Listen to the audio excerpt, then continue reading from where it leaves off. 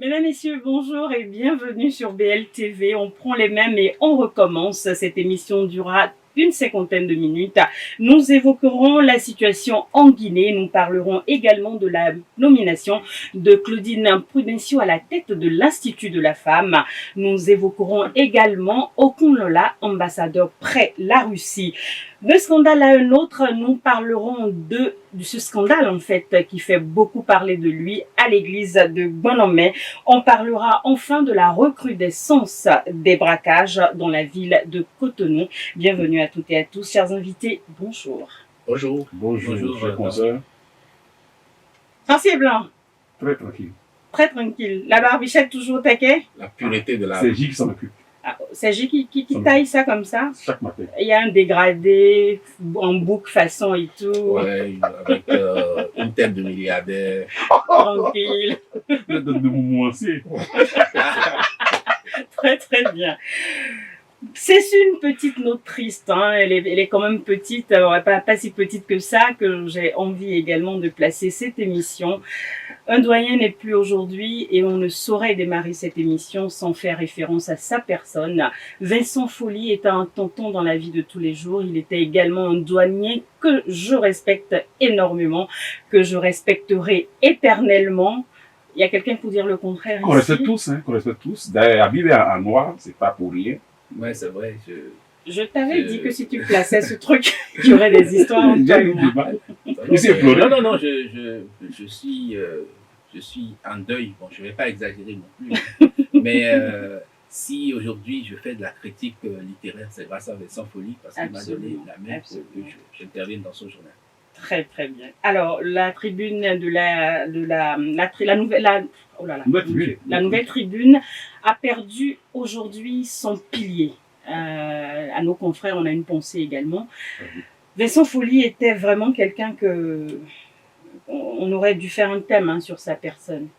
Tibur Salagay? Non, je sais que quand je me place face à mon frère Wakatakou aujourd'hui, je fais un peu le lien entre ce qu'il a vécu, ce que son journal a vécu et ce que le Béninois libéré 3 ans a vécu. de bataille. Même si nous ne maîtrisons pas toujours tout de l'arrière-coup de tous ces problèmes-là. On regretterait simplement le fait qu'il ne profite pas, en tout cas, de ce retour en kiosque de la nouvelle tribune. Toujours est-il que il y a quelque chose qui attire mon attention aujourd'hui, parce que quand la décision de relancer, de libérer son journal a été prise et qu'il a été questionné. Enfin, j'ai vu une question quand est-ce que ça demandait reprenait? quand est-ce qu'il reprenait. Et il a eu une réponse plutôt évasive. Il a dit on verra bien. Tout comme si...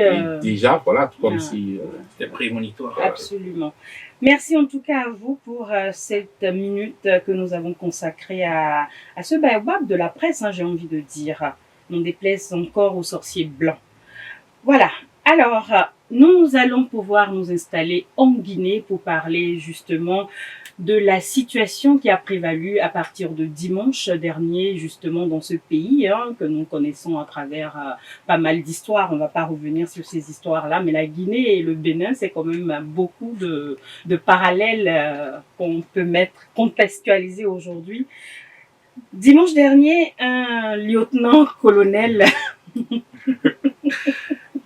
c'est le parallélisme. a pris les choses en main et a permis de voir un Alpha Condé qui était plutôt face à son propre Oméga, on va dire. Donc aujourd'hui, on a une situation qui rappelle celle du Mali dernièrement et d'un indicatif à un autre. On a l'impression que ça se suit un peu, 223, 224. On a presque envie de dire à qui le tour. Tibur Salagay. Oui, on ne va pas faire du charlatanisme non plus. Et il faut dire que la Guinée n'a pas fait le parcours que des pays comme le Bénin ont fait. C'est-à-dire que nous, pendant la première décennie des indépendances, nous avons expérimenté toutes sortes de putsch et tout. Et puis après, nous avons connu un système de stabilité avec le PRPB, Quoi qu'on puisse en penser aujourd'hui, hein, et à la conférence nationale, nous avons opté pour le renouveau démocratique qui poursuit son cours et les mandats sont respectés. La Constitution est respectée jusque-là. Donc, enfin, il n'y a aucune raison parce que le lien qu'on peut faire dans tous ces pays, c'est des pays où un chef d'État qui devrait se limiter à 2 mandats est passé à 3. Donc, franchement, nous ne sommes pas du tout dans ce cas. Dans ce cas. Alors, le troisième mandat, on a envie de dire troisième mandat de toutes les folies. C'est souvent des personnes qui étaient dans l'opposition, qui brassaient beaucoup d'idéologie, qui avaient vraiment des rêves de montrer comment les choses devraient se faire en démocratie. Et dès qu'ils arrivent au pouvoir, on redécouvre des personnes complètement déconnectées des réalités, déconnectées de ce qu'ils avaient prôné eux-mêmes, et qui cassent et qui foulent les règles par lesquelles ils sont arrivés au pouvoir. La folie d'être au troisième mandat, comment cela s'explique, Aboubacar? Bon, moi, de mon point de vue, je crois que la présidence, elle ne fait que révéler ce qui est intrinsèque en la personne qui est assise dans le fauteuil. Donc, autant que quand nous sommes de l'autre côté, c'est-à-dire dans l'opposition, nous sommes idéalistes, on a de grosses idées, mais lorsqu'on vient s'asseoir dans le fauteuil, sa vraie personne se révèle et on n'a pas envie de quitter ce qui est doux. C'est historique, c'est dans nos traditions. Ce qui est doux, personne n'aime s'en priver. Dans le troisième mandat, si on ne met pas assez de garde-fous, eh bien, ça va continuer partout. Bon, néanmoins, au Bénin, nous avons un homme assez rigoureux, Patrice Talon, qui ne va pas tomber dans ce piège. Donc, nous n'allons jamais, je pense bien, courir le risque que courent nos amis de la sous-région. Alors, on a connu Ouad au Sénégal, on a connu Ibeka au Mali, on a connu Gbagbo aussi, hein, on a connu donc ces présidents-là qui, quand ils arrivent, deviennent des caporaux idéologues, ils caporalisent un peu, on n'a plus le droit de penser, de parler de démocratie, on n'a plus le droit de rappeler à ces gens-là ce qu'eux-mêmes ils promettaient hier. Et aujourd'hui, on se rend compte quand on les voit et qu'on leur prend le pouvoir, ils sont hagards, ils sont hébétés, c'est tout comme s'ils sont surpris, ils reviennent dans une réalité. Cette violence, chaque fois c'est la même image, on voit des visages vitreux, des regards vitreux, on a l'impression qu'ils ne réalisent pas ce qui leur arrive. Oui, c'est la déconnexion dont parlait Aboubacar Takou. Ça part de loin, c'est le fait déjà de n'avoir pas de conviction particulière avant d'accéder au pouvoir. Vouloir prendre le pouvoir, ce n'est pas une conviction. Et brandir des idéaux socialistes, c'est pas vraiment, ce n'est plus une conviction aujourd'hui. Il y a des choses qui ont changé. Bon, donc, avoir ce genre d'argument pour venir au pouvoir, on se rend compte que la réalité du pouvoir est très loin de ce qu'on pensait. Et on prend goût au pouvoir, comme le disait Takou, le pouvoir est doux, et on se rend compte qu'on se crée des activités qu'on doit finir et qu'on n'a pas pu finir avant comme faire des usines de bonbons, de biscuits, de chewing-gum et tout ça. Et bien c'est normal qu'on soit totalement déconnecté. Et malheureusement, il y a des intellectuels qui les entourent et qui les déconnectent davantage de la réalité et qui leur font croire que le peuple est là, ça va, le peuple, on a parlé avec les gens, alors que non, pas du tout. Ils leur mentent proprement. Et ça fait que, allez, on le surprend dans son peignoir le matin et il se rend compte que là, il est en train de perdre le pouvoir. Et il boudait même du genre, qu'est-ce que vous venez chercher ici? Il est même un peu fâché, on dirait, alors qu'il n'a plus le pouvoir. Alors, Tibour Sadagbe, ces dirigeants-là, on se rend compte que de plus en plus, ils font face à une nouvelle race de personnes en griffe qu'on ne veut plus voir, que les grands de ce monde ne veulent plus voir. C'est ces tontons macoutes-là qui viennent stopper ces rêveries, ces installations dans des précarés de douceur. Est-ce qu'on va continuer comme ça, d'avoir recours à l'armée qui est censée rester à sa place, rester dans la protection, dans la sécurisation des biens des personnes, dont le rôle n'est pas justement de venir jouer les postes, les avant-postes? Donc d'abord, il faut partir de la connaissance de la nature du pouvoir. Et dès que, avec les exemples, en fait, nous entendons sur le fait que le pouvoir, comme l'a dit Habib, comme l'a dit Takou, est un délice. Mais le pouvoir également un vertige. Il n'y a pas que pour les délices que les gens ne veulent pas laisser. Il y a certains qui s'accrochent juste parce que quand ils voient juste là où le pouvoir les a amenés, les actes qu'ils ont eu à commettre, ils se demandent comment est-ce qu'ils peuvent atterrir et rester en un seul morceau. Donc, il y a deux aspects. Lorsque vous faites peur à quelqu'un qui a le pouvoir, il n'aura aucune envie de lâcher. Ensuite, lorsque vous déifiez la personne, il n'aura non plus envie de laisser. Donc, c'est deux choses opposées, mais qui ont le même résultat. Ce qui se passe parfois dans les néo-démocraties africaines, c'est que les garanties ne sont pas données à ceux qui ont le pouvoir, qu'il y a une vie après le pouvoir, et que quand ils vont descendre, ils ne vont pas vivre l'humiliation, qu'ils ne finiront pas en prison, que, enfin, tous les... Bref, qu'ils peuvent vivre normalement, un peu comme on a eu par exemple au Ghana, avec Rollins qu'on pouvait retrouver après dans la circulation, en train d'orienter la circulation, Obasanjo au Niger, Kérékou, Kérékou au Bénin, même les anciens chefs d'État, à part l'intermède du PPB où ils ont été exilés. Après, le Bénin a quand même conservé ses chefs d'État comme de vieilles dents. Donc, lorsqu'on ne crée pas ces conditions à quelqu'un qui a le pouvoir, et le pouvoir en Afrique est toujours absolu.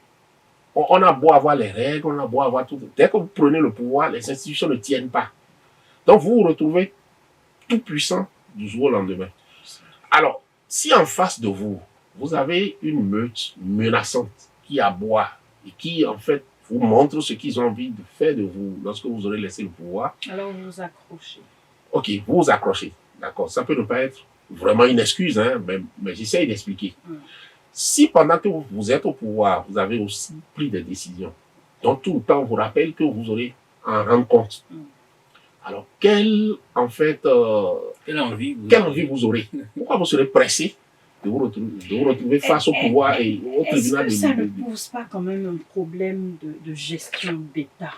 Parce que ce sera alors un cercle infernal, un cycle infernal et infini. Parce que nous allons le faire. À chaque fois que vous allez prendre des décisions courageuses, vous aurez toujours en face des mécontents. Mais est-ce que, en vertu de ces mécontents-là, vous ne devriez pas prendre de décisions fortes? Alors, je vous explique. Alors, vous n'allez pas... On a vu Rollins qui a eu quand même à prendre des décisions hyper fortes au Ghana, mais qui a quand même pu faire la presse. En fait, j'ai donné l'exemple de Rollins, j'ai donné l'exemple de Kérékou. Ça marche tellement mieux dans les pays anglophones. Mais vous avez vu quand même que c'est pas la majorité. Moi, je crois que l'Afrique est en train de faire son parcours. Et que les pays qui ont fait 200 ans de démocratie, comparé par exemple à nos pays, nous sommes en train de faire 30 ans. Il y a un parcours à faire. C'est-à-dire, nous sommes en train d'utiliser un produit fini, sans avoir fait le parcours des produits semis. Nous n'avons pas connu ce parcours. Donc, quand on te remet un produit fini, quel est l'usage que tu peux en faire? C'est-à-dire, la démocratie, à mon avis, c'est une longue marche. Est-ce que vous avez entendu, par exemple, dire, je ne sais pas quoi, quand vous prenez le cas de quelqu'un comme un président français. C'est un exemple, un président français. Même dans tout ce qu'on lui reproche, est-ce que vous avez déjà entendu où on lui dit, quand il va quitter le pouvoir, on va le prendre par les couilles? Mais on a vu des cas comme Sarkozy. Il y a un aspect aussi. Oui, ça, le cas français, pourquoi j'ai hésité un peu avant d'aborder le cas français, c'est la justice. Très bien. Là-bas, c'est comme l'a dit l'autre, c'est la République des magistrats et tout. On a même vu d'ailleurs le pauvre Chirac qui, pendant qu'il perdait déjà totalement ses moyens, rêvait encore d'aller à un troisième mandat. Aujourd'hui, avec le lieutenant-colonel Doumbouya, qu'est-ce qu'on peut espérer pour la suite en Guinée? Pour la suite en Guinée, d'abord avant d'en arriver là, je voudrais... une minute. Oui, je vais attirer l'attention de tout le monde sur un aspect. Voyez-vous, la démocratie ne capte pas avec nos rites. Qu'est-ce que je dis par là? Vous savez, et chez nous en Afrique, au Bénin en particulier, il y a des castes. Il n'y a que quand le roi accède au pouvoir, c'est à sa mort qu'il part. Regardez le cas de Angela Merkel. Angela Merkel, très, très éclectique. oui, vous imaginez, elle a fait au moins plus de 15 ans, non? À peu près. Pourquoi nous lançons toujours dans la dynamique de la limitation? Mais aujourd'hui, c'est les règles. C'est les règles qu'on a. En fait, c'est ça. Aujourd'hui, c'est les règles qu'on a. Les règles disent 2 mandats. À nos réalités. Soit on change, mais tant qu'on est dedans, on ne peut pas changer. Si on ne change pas, on n'aura que les coups d'État pour freiner les gens. Oui, mais quelle est la chute avec un Doumbouya? Parce qu'on a connu Dadis Camara et compagnie. On ne sait pas, hein. On ne sait pas. Sincèrement, écoutez, moi je respecte, je l'attends. Il y aura la pression de la communauté internationale, mais je l'attends strictement. Stérile. Je l'attends strictement bien de lui. Vous avez compris? Non, on ne pourra pas. Non, je place rapidement deux mots. Alors, quel est son niveau? Il est caporal. Il a un très bon niveau. Il est caporal dans la Légion. Non. On l'a bombardé, formé sur le tard. C'est son niveau de base. Vous mettez un caporal pour diriger une nation, vous attendez quoi? Il y a caporal. Merci en tout cas à vous. Vous avez compris que quand on mixe un peu ce que dit Aboubacar Tekou et Tibur Sadagbe, on est un peu dans l'incertain parce qu'on se dit, tant qu'on ne va pas rassurer les chefs d'État, tant qu'on ne va pas leur donner des gages, des garanties. Oui, mais là, d'après tranquillité, je suis déjà en train de conclure, permettez-moi de conclure, je vous en prie. On ne pourra justement pas avoir des stabilités dans nos démocraties. C'est sur cette conclusion à l'arraché que je vous demande de revenir avec nous dans un instant.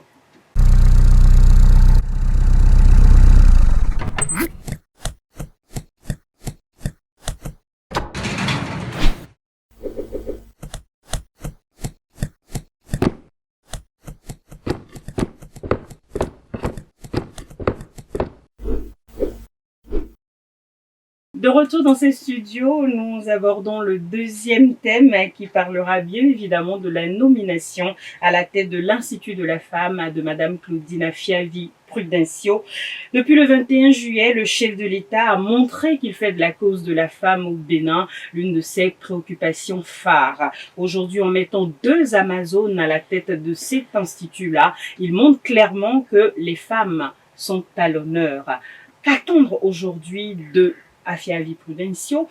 Qu'attendre aujourd'hui de Maître Bopé, alors aujourd'hui qui est secrétaire exécutive de l'Institut? Qu'est-ce qu'on est en droit d'attendre, les femmes en général et vous les hommes, sont en droit d'attendre de cet Institut de la femme Aboubacar? Il doit se préparer à être le premier à intervenir. Cependant, je dirais que c'était que du bonheur, parce que quand la femme est à l'aise, l'homme l'est plus encore. Et Patrice Talon, en choisissant Claudine avec Prudencio, je crois qu'il a donné plus dans la rigueur et le mérite. Pourquoi? Vous savez, on a connu dans ce pays des femmes chefs de parti un peu aventurières sur les bords, qu'on ne découvre que la veille d'une élection présidentielle où elles passent pour se faire de l'argent. Mais lorsqu'on a corsé un peu les choses, lorsque le système partisan s'est imposé comme une nouvelle mode difficile à s'y conformer, on n'a eu qu'une seule femme. Et ça a été Madame Claudine Prudencio. C'est elle seule qui a pu porter la route, qui a pu maintenir la rigueur dans la conduite d'un parti politique, moins d'un parti clanique de quartier. Je crois que c'est de bon droit qu'elle soit identifiée comme celle qui pourrait incarner cet institut de la femme ou son rayonnement. Alors, Aboubacar dit que c'est un peu une récompense pour mérite d'avoir essayé de tirer son épingle du jeu lorsqu'il était question justement d'asseoir les partis politiques dans le paysage béninois en conformité avec les nouvelles réglementations. Aujourd'hui, qu'est-on droit d'attendre le président Talon justement de ce duo-là qu'il met à la tête de l'Institut des femmes? Alors, l'enjeu pour un institut de la femme, ça va au-delà du sentiment d'avoir été honoré parce qu'on a été un bon élève. Et le cadeau, c'est un cadeau délicat parce que il faut être féministe dans le bon sens. Vous voyez, il y a tous ces coachs non mariés qui donnent des conseils à des femmes mariées. tout ça là, c'est dans le giron que et elles vont gérer. Il faut des projets précis et il faut qu'elles aient des rêves. Il faut qu'on se départisse du titre, c'est-à-dire, bon, je suis nommé, ça va, il y a les voitures et tout. Non, mais il faut qu'elles aient des rêves, des projets précis pour des femmes. Bon, donc, il faut qu'elles aillent relire Simone de Beauvoir et tout ce qui encadre le féminisme sans tomber dans les travers et qu'elles aient une vision précise. C'est avec une vision précise, des projets précis qu'elles vont toucher le chef de l'État. Ben, sinon, on va retourner dans ce fameux ministère de la condition féminine qui a fait ce qu'il a pu, mais qui n'a pas satisfait. La preuve, ce ministère a disparu. Bon, donc, c'est beaucoup de travail. Sinon, cet institut va mourir de sa belle mort. Habib Dakodo nous dit, on espère que ce ne sera pas encore un institut de trop pour caresser les femmes dans le sens du poil. Non, non, ça, non. Faut pas ces expressions là. Sur le plateau, c'est osé quand même. Non, en fait, je me dis que ce qui nous manquait déjà d'ailleurs depuis un certain moment et qui risque de nous manquer davantage, vous voyez, c'est depuis que Madame Prudesio a quitté, il y a eu un jeu de chaises musicales à la tête de l'UDBN. Vous voyez, c'est nombreux communiqués qu'on avait souvent à la veille d'une fête, à la veille du Ramadan, à la veille de la Tabaski, à la veille de la rentrée, à la veille de... En fait, qui était devenu l'activité principale du parti, les communiqués, et nous on aimait bien. Donc du coup, depuis un moment, il se passe plein de choses là, à la veille du caresser à contre-bout. Non, c'est de vous dire ce qu'on est en train de nous arracher là. À moins qu'elle nous donne l'assurance que même en tant que présidente de l'Institut, elle va continuer de nous offrir nos communiqués. Nous, on aime ces communiqués. Voilà. Donc, elle aura les tant qu'elle nous fait les communiqués, tant qu'elle nous fait les communiqués, il faut nous souhaiter bonne fête de Ramadan. On peut pas être méchant que ce que tu dis. Non, mais franchement, oui, ça, c'est des communiqués qui nous faisaient du bien. C'est-à-dire, là, quelle est la fête qui approche là maintenant? C'est la fête de... oui, la Toussaint. Ah oui. Voilà, pour la Toussaint, mais elle est déjà à l'Institut de la femme. Hein. Bon, donc, ça va être compliqué. Vous verrez bien, quand il y aura aucun communiqué, vous allez bien comprendre comme nous appris. Donc, on tient à nos communiqués. Tant qu'elle nous donne les communiqués, moi, je trouve que c'est bien. Ah non, mais tu dis pourquoi un communiqué? C'est quoi? Alors, j'ai dit quelque chose? Non, c'est bon. Alors, vous ne me rassurez pas. Les communiqués dont vous... Huguette Bokpen Nyakadia, qui est secrétaire exécutif et qui vient justement en renfort à la dame qui prend les communiqués, est-ce que ce n'est pas pour créer un duo qui se complète? Attends, il y a quelque chose qui moi m'a marqué, d'ailleurs positivement, au début, après les résultats du second tour en 2016, au moment où on attendait la liste du gouvernement et tout, il y a une question qui a été posée à l'époque au président Patrice Talon. Je crois que les gens lui disaient est-ce qu'il y aura l'équilibre homme-femme dans le gouvernement? Et il a donné une réponse. Il a dit François, lui, ne veut pas s'enfermer dans ces genres de considérations. Il prendra les gens compétents. On a vu dans le gouvernement, on a vu dans le premier gouvernement ce que ça a donné. Et moi, je trouve que le meilleur respect qu'on peut avoir pour la femme, c'est ça. C'est de ne pas essayer de la favoriser sur tes chiffres. C'est de lui dire, je considère que tu es aussi capable qu'un homme. Donc, fais tes preuves. Est-ce à dire, avec ce que Tiburce Sadagbe est en train d'avancer, au vu des nominations qu'on a eues quand même sous la rupture, vu qu'il y en a eu très peu qui concernaient les femmes, est-ce à dire qu'il y a aussi peu de femmes compétentes au Bénin? Bon, la question ne se pose pas à ces thèmes. Le président, partant de la rupture, comme l'a dit Tiburce Sadagbe, il est pragmatique. Il a refusé de s'enfermer dans cette boîte où on dit il faut donner dans le nom. Non. Si une femme se révèle être aussi... Vous ne répondez pas à ma question. C'est la question disait quoi, la question disait, avec toutes Non, les il répond, femmes. hein. Non, À il mon répond avis, pas, il répond pas. Il fait du saupoudrage et je sais, j'ai très peu de temps, il me reste 1 minute. Très bien. Donc, je dis, est-ce Oui. qu'il y a aussi peu de femmes compétentes au Bénin pour le peu qu'on voit dans le paysage politique et administratif autour du chef de l'État? Non, on vient d'où d'abord? La question se pose dans ce thème. Secondo, quand on veut choisir, souvent on choisit dans le quota politique. Et dans le quota politique, qu'est-ce que nous avons eu comme femmes de valeur réellement? Réellement. D'accord. Et Je puis- vais et quand puis même l'autre essayer chose- de Et donner puis l'autre chose, 30 les femmes secondes. nommées sont quand même compétentes. C'est-à-dire même le peu qui a été nommé, Nommé. moi je trouve que c'est largement suffisant parce que on peut faire mieux, mais ce qui est suffisant à mon avis, c'est que les femmes qui ont été nommées montrent Qu'elles sont compétentes. qu'elles sont compétentes et Qu'elles qu'elles sont peuvent aller au-delà des qu'elles sont- communautés. voilà. Habib, d'accord. Non, je dirais, je vais pas varier par rapport à ce que j'ai dit. Hein. Très bien. C'est deux femmes qui peuvent tenir Qui peuvent tenir. le D'accord. poste, mais comme je dis, il faut des projets, il faut de la précision. De la précision. Et qui a fait le preuve? Voilà.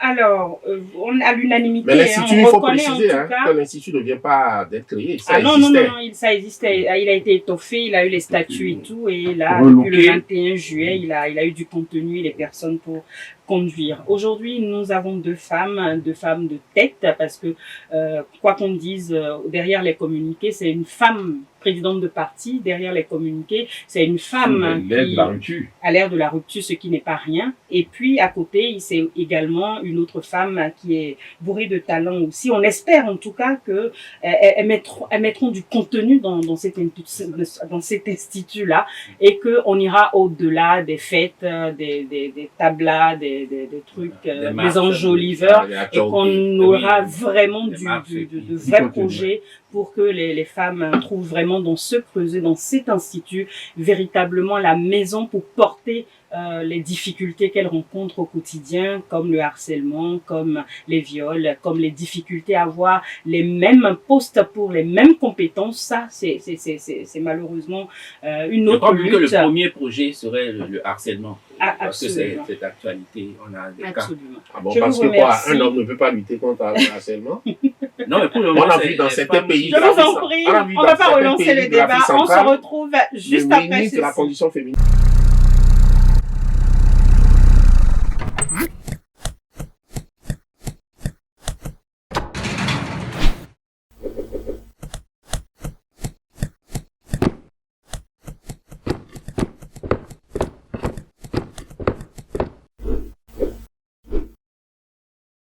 Nous revenons pour le troisième et dernier thème qui s'avère être un melting pot de plusieurs sujets. Nous aborderons la nomination au dernier Conseil des ministres de Okon Lola qui sera choisi pour représenter le Bénin en Russie. On sait que l'homme a un passé en Russie, on sait qu'il y a fait ses études, on sait qu'il parle excellemment bien la langue, on sait qu'il sera chez lui en Russie. On parlera également de la recrudescence des braquages à Cotonou, sans oublier bien évidemment cette si longue lettre pour dénoncer les dérives à l'église de Banamé. Nous démarrons donc avec Okon Lola, ambassadeur en Russie, Habib Dakoran. Non, mais tu as dit quelque chose qui est très important. Tu as dit qu'il est chez lui en Russie. Bon, est-ce que ça doit sous-entendre qu'il n'était pas chez lui au Bénin? Il est plus chez lui quelque Plus part. tellement chez lui. Bon, donc il retourne à la maison, ça va, ça va bien. Bon, quand on voit d'où il est venu, je pense que quels que soient les soubresauts, c'est une promotion. Après, en plus, bon, il va chez Poutine, c'est un autre apprentissage. Alors, on n'est pas sans savoir et connaître les déboires qu'a connu l'honorable Okunola à Savé chez lui. On n'est pas sans connaître les difficultés qui l'ont empêché d'aller voter aux législatives, aux présidentielles. On n'est pas sans connaître alors tout ça. Est-ce qu'on ne va pas apprécier cette nomination comme une sorte d'exfiltration de la part du président Talon? Non, non. Il faut voir. Pourquoi oui m'aurait surpris? Oui, il faut voir en cette nomination la qualité de l'homme Patrice Talon. La rigueur. La qualité. Ah, je n'avais pas bien. Oui, la rigueur. Okunola, qui savait de Okunola qu'il était quelqu'un qui avait la Russie, qui parle bien et couramment cette langue? Et moi, je ne le savais pas. C'est lorsqu'il a été nommé que j'ai parcouru son CV pour comprendre que c'était un Russe au Bénin. Maintenant, la Russie, lorsqu'on s'est inscrit dans un contexte de réduire nos représentations à l'international, il fallait quand même que, soit ce n'était pas en Russie, qu'on est en Russie, parce que la Russie est aujourd'hui un grand pays.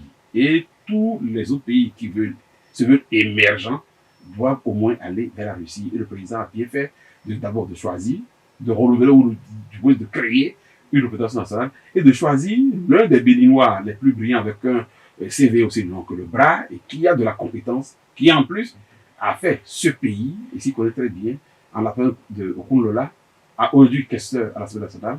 Donc quelqu'un qui a eu tout le parcours qu'il faut et qui va maintenant donner de la valeur à l'image du Bénin à l'extérieur. Il dit, le président Parti Talon a bien fait. Il a donné encore la preuve de sa rigueur dans le casting des hommes censés de nous porter loin. Nous découvrons avec Maître Vergès de la presse que l'honorable Okunola a un CV long comme le bras. Nous découvrons avec lui également qu'il est l'homme qu'il faut à la place qu'il faut. Mais hier, à l'annonce de la nouvelle, dans le milieu diplomate, la nouvelle est tombée un peu comme une sorte de cheveux sur la soupe.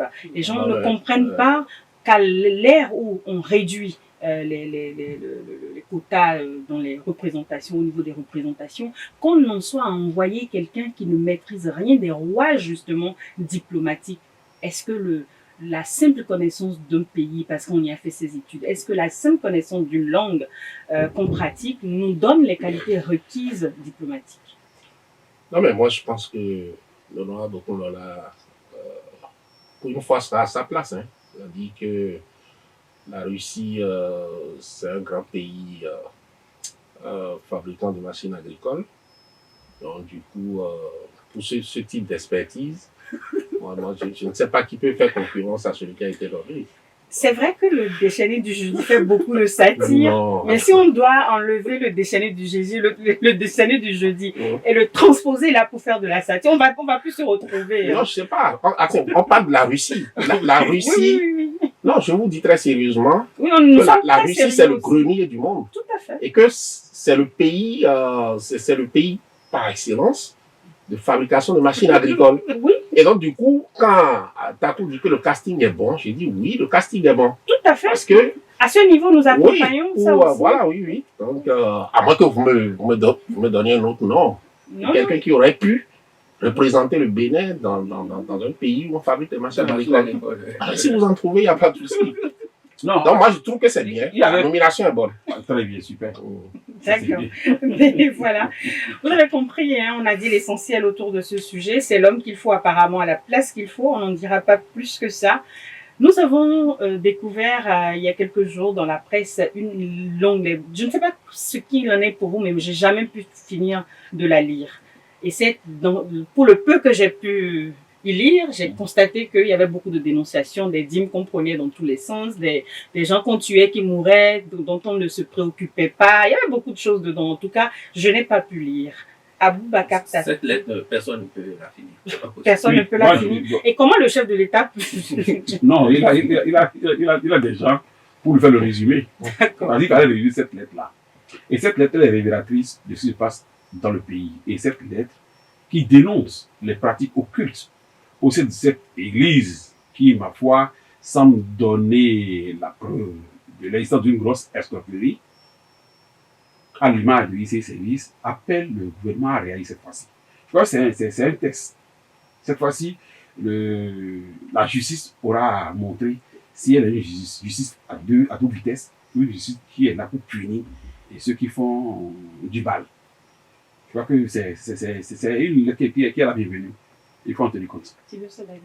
Non, mais vous savez, le culot de la petite n'est pas à négliger. Hein. C'est-à-dire que si une jeune fille se présente et que, sans avoir foi à l'œil, elle vous dit qu'elle est Dieu, et que vous le croyez, à mon avis, vous êtes tout aussi coupable qu'elle. Hein. Donc, je sais pas, lui, il a cru qu'il a rencontré Dieu. Après, il vient se plaindre du fait qu'on lui vend du sang de chat et tout. Les cheveux de Dieu sont insondables. Dès lors que tu acceptes qu'elle est Dieu, qu'est-ce que nous, simples mortels, on peut venir dire dans votre affaire? Non, mais c'est évident. C'est Il a fait un révélateur. Dieu son enfant. C'est révélateur de la mentalité du Béninois. Le Béninois est prêt à s'accrocher à tout tant qu'il voit l'argent devant, ou le bonheur, ou le miracle devant. Bon, donc, c'est logique que ça se passe ainsi. Et ce prêtre, il est désolé, mais je suis vraiment désolé pour lui. Il a écrit une longue lettre. Si le président de la République arrive à finir la lettre, peut-être qu'il va l'affecter au service compétent. Mais je dis, il est complice. Il est d'abord éclairé, donc il est vraiment très complice de tout ce qu'il a pu voir et qu'il est en train de dénoncer maintenant après qu'il y a eu des casses. Bon, donc voilà, nous on est prêts aux solutions Non, et puis moi, mon spontanées problème, et on doit assumer. la cuillerée de sang de chat, ce dont il se plaint, c'est le prix. Ou bien, il veut que le chef de l'État aide qu'on diminue le prix de la cuillerée, ou bien. On cache les chats. Ou bien, là, ils Je crois qu'il faut espérer que la justice se saisisse. Pour l'État, quoi? C'est-à-dire, il y a le sang du chat. La question qu'il pose est assez essentielle. Parce qu'il y a un problème. Non, je ne peux pas répondre à l'ironie. Non, c'est pas de l'ironie. Il dit qu'on lui vend la cuillerée à 114 000. Mais il n'a pas dit de quoi il se plaint. Donc, il se plaint, voilà, de quoi il se plaint. C'est le prix de la cuillerée. C'est que ce soit du sang de chat. Si c'est le prix de la cuillerée, la justice, ok. C'est le diabolisme. À combien on devait vendre la cuillerée de sang de chat? Il y a un répertoire des prix. Selon vous savez. Il y en a on doit prévoir à partir de là. Oui, c'est-à-dire que s'il a de bonnes raisons de se plaindre du prix. L'affaire est trop sérieuse. Non, mais dans le courrier, vous avez lu le courrier, non? Enfin, au moins, elle est là qu'elle n'a pas pu. Parce que, effectivement, les chemins de Dieu sont insondables, personne n'a pu lire la lettre. Mais ce que moi j'ai quand même vu, c'est le prix de la cuillerée de sang de chat qui a 114 000, quelque chose, le gars se plaint. Donc moi je me dis, est-ce qu'il veut que le chef de l'État intervienne pour diminuer le prix de la cuillerée de sang de chat? Ou bien qu'on possède les chats? Voilà, est-ce que c'est les chats? Très bien.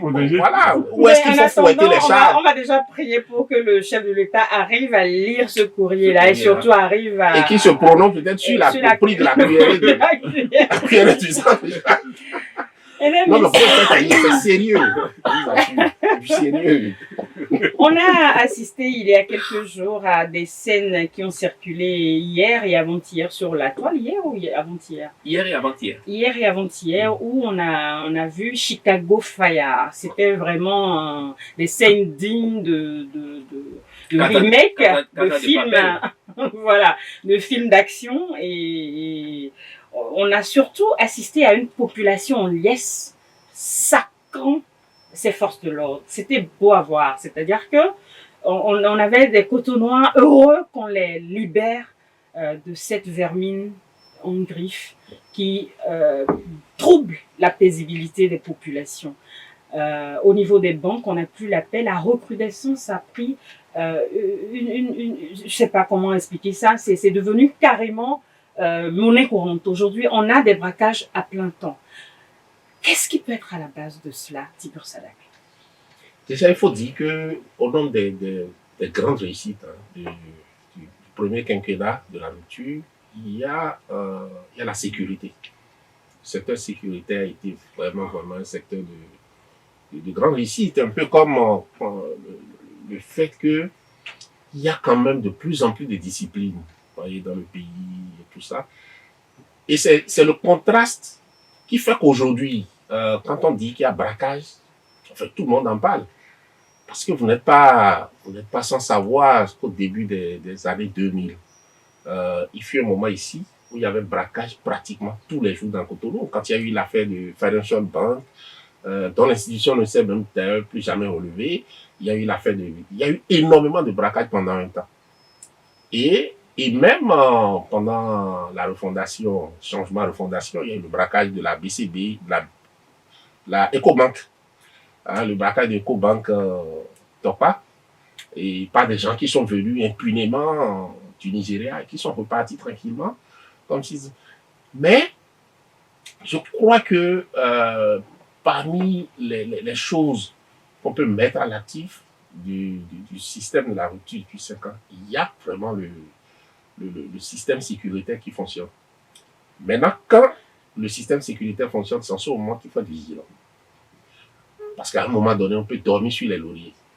Et ce genre de recrudescence, un coup de semonce. C'est un avertissement pour que on se dise, attention, rien n'est acquis, il faut toujours rester vigilant. Et comme les commissaires ou les responsables de la police aujourd'hui savent qu'ils payent net quand ça ne marche pas, donc, je n'ai pas été surpris de lire hier que le patron de la police républicaine lui-même était directement sur le terrain parce que justement, il risquait sa place. Et voilà, donc c'est efficace. Vous voyez que ça galvanise la troupe. Les policiers n'ont plus le sentiment d'être des chairs à canon que les patrons envoient au front. Donc franchement, je salue aussi cet exploit de la police républicaine en souhaitant que, autant que faire se peut, les moyens leur soient donnés pour que ces genres d'interventions se multiplient. Et vous avez vu d'ailleurs, vous en avez parlé, la réaction de la population. Donc les gens ne sont pas grognons pour rien. Quand c'est bien fait, ils sont contents. Tout à fait. Les gens ne sont pas grognons pour rien. Donc quand on grogne, il faut savoir nous écouter aussi. Alors, Cartakou, donc, ce qui s'est passé hier, c'était la suite logique de ce que Tilissa a dit. Aujourd'hui, nous avons une police républicaine assez décidée à mettre fin au grand banditisme. Et de ce que j'ai reçu des services spéciaux ce matin, c'est que nous entrions, s'il n'y avait pas eu cette réaction, dans un cycle de braquage qui a commencé avec le vol de 7 millions, c'est combien là. Donc les renseignements ont suivi la piste et ont compris que bon, l'ennemi venait encore de l'Est et pour une série de braquages. Donc la police béninoise a réagi pour montrer que aujourd'hui nous sommes un Bénin révélé et il n'y aura plus du bordel dans le pays. Donc ça va se suivre. Hein. Si l'ennemi s'arrête, on s'arrête. Si l'ennemi veut continuer, qu'il vienne, que ce soit de l'Est ou l'Ouest, comme la police républicaine elle est là aujourd'hui. Et le DGPR, il faut le remercier. C'est vrai que je l'ai gratté ce matin en couverture du journal. Dans ses narines. Dans ses narines pour lui tendre les mains. Mais je reconnais en lui que c'est un soldat, pas des moyens. C'est quelqu'un qui va au front. La dernière fois, vous savez, il avait essuyé des tirs de balles. Il a eu des blessures récemment quand il y a eu les échauffourées là. Et il s'en est remis. Et déjà, vous le voyez au front, c'est un... Le sorcier blanc. C'est un soldat... Bien tout cela dit sans gombo, sans rien. Chapeau. Non, mais c'est déjà heureux que je remarque de plus en plus des policiers athlétiques au Carrefour. Ça a changé un peu. C'est pas avant, c'était pas. Quoi. Non, ils sont très athlétiques et ils en imposent aujourd'hui.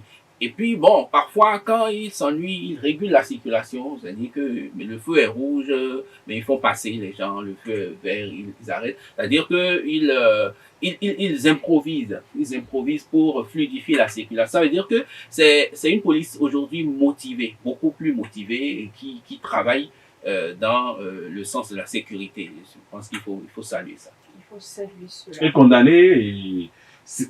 les commissaires qui, au lieu de faire leur job, sont là à se mêler dans la glace, à voir leur image. Il n'y a que leur image. On n'en sait rien du tout. Ils ont des miroirs. Elle ne va pas permettre qu'Aboubacar vienne lancer des pics à ses amis, ses meilleurs amis sur le plateau.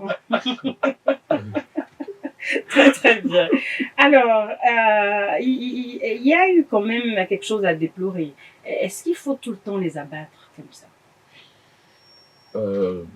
Je sais pas, moi, je n'ai pas de réponse à ça, parce que sur le principe, non.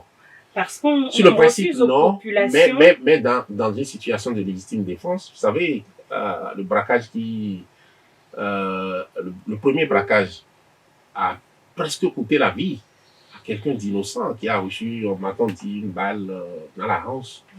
Mais vous savez, des gens qui sont prêts à vous tuer.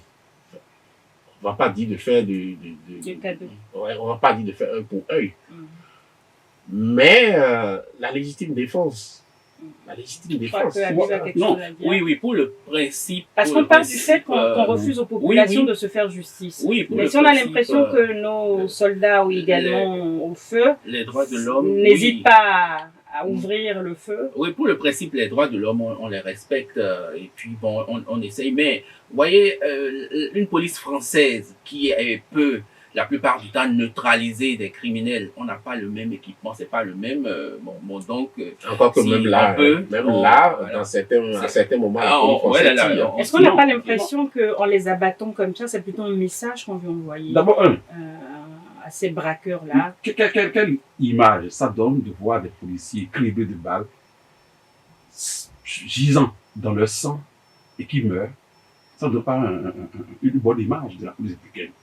À partir du moment où le braqueur n'est pas un larcin, c'est un gars surarmé, parfois même détenteur d'armes plus spécifiques que celles que nous avons au sein de forces de l'ordre, je crois qu'à la bonne solution, il faut le broyer et montrer que la police a ses muscles. Et puis il a d'autant plus raison que, vous savez, à un moment donné, il y avait même des gens qui pouvaient dire à un policier qui était armé et tout, en disant, il n'y a rien dans ton fusil, il n'y a rien. Mais désormais, je ne suis pas sûr que beaucoup oseraient. Hein. Là, les gens savent désormais que les unités se déplacent avec capacité de faire feu. Mal. Voilà, de faire mal. Voilà. Donc, à mon avis, si c'est nécessaire, on va arrêter de donner dans les droits de l'homme. Non, quand il y a... Non, on ne va pas arrêter. On va pas arrêter. Quand l'adversaire mais en cas de force majeure est armé, il faut permettre à la police que la justice doit en tenir compte de broyer l'adversaire. C'est comme ça que les cas... le seul vrai danger... Non, ça c'est dans le seul vrai danger... Les délices du pouvoir, là, c'est comme ça démarre. Je suis d'accord. C'est de tirer sur des innocents. Voilà, le seul vrai danger, c'est de ne pas donner de la matière à la justice. C'est ça. Parce qu'il n'y a que la justice qui établit les culpabilités et tout. Dès lors qu'on dit, il y a 10 personnes qui ont été tuées, qui sait s'il n'y a pas 2 ou 3 innocents dedans? Qui connaît l'identité réelle de ceux qui ont été tués? Oui. Là, on en a fait la responsabilité. Voilà, on fait foi, on fait confiance. Parce que nous avons vécu parfois, je crois, au début des années 2000, des périodes sombres pour la police. Je ne sais pas si vous vous en rappelez. Oui, il y a des commissaires, des inspecteurs de carnaval entre eux se tuaient. Non, c'était même pas, c'était pas des braquages. Où il y avait, on ne comprenait pas ce qui se passait, des gens étaient allés, l'inspecteur Koundé. Ça, c'est des raisons de compte. Oui, c'est vrai. Oui, il y a eu un moment où c'était pratiquement... Non, ça a même continué jusqu'à récemment. Et c'était un conflit entre, je ne vais pas donner des noms, entre 2 généraux récemment. Voilà, on ne cherche même pas les noms. Oui. Mais c'est pour dire qu'aujourd'hui, si la police est capable de faire face à l'adversaire, au criminel. Voilà, au criminel, en étant unis et tout, c'est une chance, c'est une force et tout. Moi, je crois que même si à un moment donné, on a craint, parce qu'on n'avait plus les unités d'élite. Vous savez, les GIGN. Non, il y a le GIGN pour la gendarmerie, les BAC, les RAID. Avec l'initiative du jumelage et tout, on a craint un peu. Mais je crois plutôt que ça fait du bien à la majorité de la police. Bon, c'est bon. D'accord. Donc aujourd'hui, on va dire que la police réunifiée, la gendarmerie réunifiée, donne en tout cas de bons résultats pour le peu auquel on a assisté. Ouais. Après, ils sont motivés. Ils sont motivés. J'espère que ça va continuer. D'accord. On va aller du côté de la une du DDJ qui nous dit tout ne fait pas rire. Il faut faire attention à la tout Covid, bien sûr. Ça devient sérieux avec tous ceux qui meurent, tous ceux qui meurent aujourd'hui de cette maladie. Le doyen, on a dit à l'entame, Vincent Folly. Et c'est été vacciné, Vincent Folly? Ah, je n'en sais rien. Toujours est-il que... La rumeur dit que il aurait soupçonné par lui. La rumeur, oui. Bon, pas comme quelqu'un de ce niveau. Bon, je ne vais pas... Toujours est-il que les mesures, vous voyez aujourd'hui que les communiqués s'enchaînent et se ressemblent. C'est-à-dire maintenant par catégorie, par secteur, on est en train de faire des verrouillages. Quand tu n'es pas vacciné, il y a beaucoup d'endroits aujourd'hui auxquels tu n'as plus accès. Alors, on a un petit 2-3 minutes là qui nous parle de 141 décès au niveau du tableau de bord Covid au Bénin. Ces chiffres-là, qu'est-ce que vous en dites, Aboubacar Takou? Quand on voit tout le branle-bas autour de la pandémie et qu'on assiste à ces chiffres, on n'a pas l'impression que le paludisme tue plus actuellement? Pourquoi il y a autant de branle-bas alors que ça ne grimpe pas au niveau des chiffres? Non, si ça ne grimpe pas au niveau des chiffres, il faut saluer la perspicacité du ministre de la Santé, du gouvernement évidemment, du ministre des Finances qui sait quand même casser je vais l'appeler, les blocages pour que les financements aboutissent très vite dans le cadre d'achat des produits, entrant dans le cadre de régulation de ce mal. Donc le gouvernement fait beaucoup, suffisamment pour qu'il n'y ait pas une cascade de morts. Le palu est une réalité au Bénin qui tue aussi. Je ne sais pas si on parvient à faire la part des choses entre les morts du palu qu'on ne peut pas compter et les morts du Covid. Mais à partir du moment où la personne a été diagnostiquée comme telle souffrant du Covid et qu'elle en meurt, le compte est bon. L'essentiel aujourd'hui maintenant, c'est de savoir que la même dynamique qui a conduit à réguler un peu les morts de Covid, si on peut l'élargir au paludisme, qui tue trop d'enfants et trop de grands, ça serait bien. Habib Dakovan, est-ce que vous comprenez ma préoccupation? Oui, oui. C'est-à-dire que dans le déploiement de sensibilisation pour amener justement les gens à comprendre que le mal sévit, on a eu quelques jours ou semaines où on n'a pas eu le tableau de bord. Et quand le tableau de bord revient, on se rend compte que entre la phase où ça a vraiment haussé, on est parti de 100 morts à 41. Donc il y a eu 41 personnes qui sont parties. Est-ce que c'est assez pour que les populations prennent conscience? Bon, déjà, je veux qu'on ne fasse plus de comparaison entre le palu et le Covid pour banaliser le Covid. Le palu, on connaît le protocole, on sait comment on gère le palu. Le Covid est encore un mystère aujourd'hui. Donc, il faut que toutes les attentions aillent sur le Covid. Même si c'est un mort, il faut qu'on soit alarmé. Il faut qu'on décide les gens à prendre des responsabilités, des comportements responsables face au Covid. Donc, on aura beau dire, oui, le Covid, le palu tue plus que le Covid, et le Covid, on est en train de considérer que le Covid, c'est la seule maladie. Oui, je veux bien qu'on dise que c'est la seule maladie pour le moment et qui nous dérange parce qu'on ne sait pas comment s'y prendre. Donc, il faut qu'on prenne un minimum de précautions. Non, mais en fait, comme l'a dit Habib, on ne doit pas vraiment comparer les deux parce que le paludisme déjà n'est pas contagieux. Donc, c'est très important. Ça veut dire que le paludisme ne bloque pas la vie sociale. Hein? Contrairement au Covid, dès que quelqu'un l'a ici, ou que quelqu'un soupçonné, la chaîne sociale est bloquée. C'est-à-dire, plus personne ne peut faire commerce avec la personne. Donc déjà, il y a ça. Et pour une maladie aussi facilement contagieuse, il ne faut pas tenir compte des chiffres actuels. Il faut tenir compte des chiffres qu'on risque d'avoir si rien n'est fait. Absolument. Très bien. Nous sommes arrivés au terme de cette émission. Vous avez compris, on avait pas mal de sujets à débattre sur ce thème 3. On a parlé de la recrudescence des braquages à Cotonou. On a parlé de la nomination de Okunlola ambassadeur en Russie. On a également parlé de cette lettre, si longue lettre ouverte au chef de l'État pour dénoncer les dérives à Panama.